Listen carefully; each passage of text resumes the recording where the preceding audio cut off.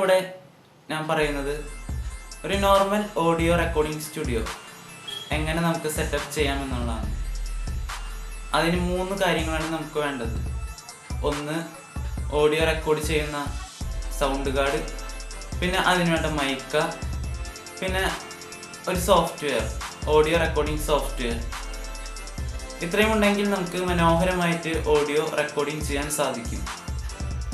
ഇന്നിവിടെ ഞാൻ ഈ 3 വസ്തുക്കളും പരിചയപ്പെടുത്തും.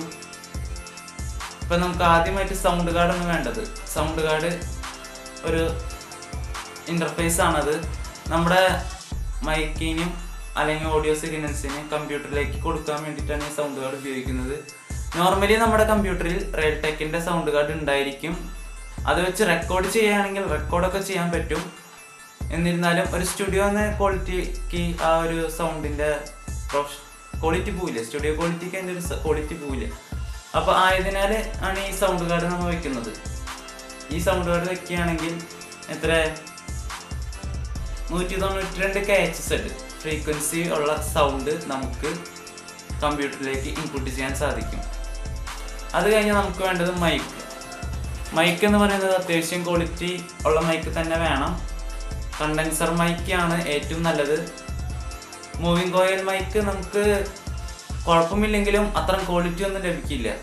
അത് അത്ര പ്രൊഫഷണൽ അല്ല. എന്നാൽ ഈ മൈക്ക് നമുക്ക് അത്യാവശ്യം കുഴപ്പമില്ലാതെ വലിയ തരക്കേടില്ലാണ്ട് ഓഡിയോ റെക്കോർഡ് ചെയ്യാൻ സാധിക്കും. അത് കഴിഞ്ഞാൽ നമുക്ക് വേണ്ടത് സോഫ്റ്റ്വെയർസാണ്. സോഫ്റ്റ്വെയർസ് എന്ന് പറയുമ്പോൾ അത് കമ്പ്യൂട്ടറിൽ റെക്കോർഡ് ചെയ്യുകയും അതിനെ മാനേജ് ചെയ്യാൻ വേണ്ട സോഫ്റ്റ്വെയർ. അപ്പോൾ നോർമലി പറയുകയാണെങ്കിൽ അഡോബിൻ്റെ ഓഡിഷൻ ഉണ്ട്, അല്ലെങ്കിൽ വേണ്ട ഫ്രീ ലൈസൻസിൻ്റെ ഓഡാസിറ്റി. ഫ്രീ ലൈസൻസ് ആണ് ഓഡാസിറ്റി, പൈസ ഒന്നും കൊടുക്കണ്ട. അല്ലെങ്കിൽ പിന്നെ എവിഡിൻ്റെ പ്രോ ടൂൾസ്.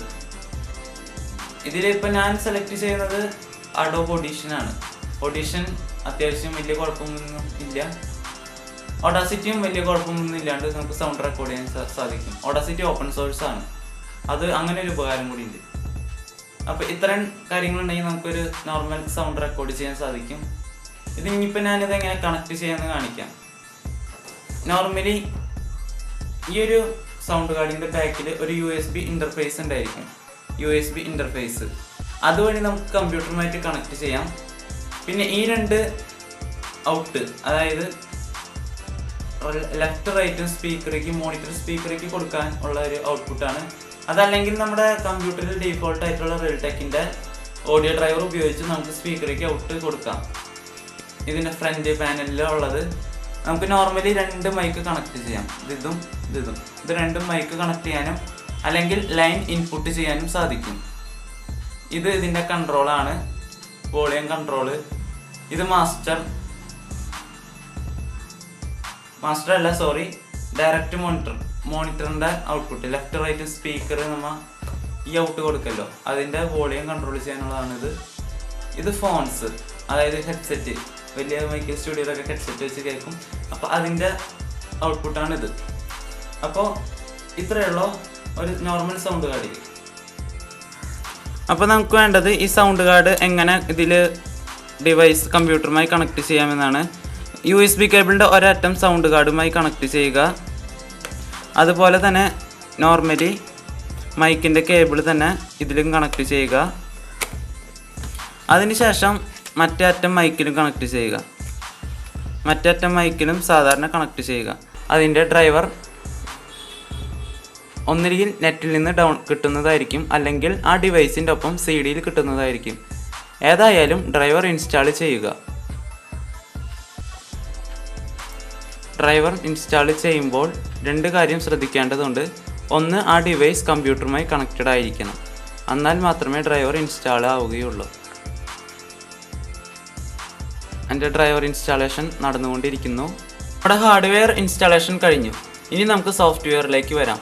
നേരിട്ട് സോഫ്റ്റ്വെയറിൽ പോയി എഡിറ്റിൽ പ്രിഫറൻസസിൽ പോയി കഴിഞ്ഞാൽ നമുക്ക് അതിൻ്റെ ഹാർഡ്വെയർ കോൺഫിഗർ ചെയ്യാവുന്നതാണ്. ഹാർഡ്വെയർ കോൺഫിഗർ ചെയ്തതിന് ശേഷം നമുക്ക് ഓഡിയോ റെക്കോർഡ് ചെയ്ത് തുടങ്ങാവുന്നതാണ്. ഇനി റെക്കോർഡ് ബട്ടൺ അമർത്തി നമുക്ക് ഓഡിയോ റെക്കോർഡ് ചെയ്യാം. Hello hello hello hello hello. Okay, ഇത്രയുള്ള ബേസിക് സ്റ്റുഡിയോ റെക്കോർഡിംഗ്. ഇതിന് ശേഷം നമ്മുടെ സ്റ്റുഡിയോ ഫുള്ള് ക്ലോസ്ഡ് അറ്റ്മോസ്ഫിയർ ആക്കി കൂടുതൽ ക്ലാരിറ്റിയിൽ, അതായത് നോയ്സ് ഒന്നും പുറത്തുനിന്ന് സൗണ്ട് കയറി വരാതെ കൂടുതൽ ക്ലാരിറ്റിയിൽ റെക്കോർഡ് ചെയ്യാൻ സാധിക്കും.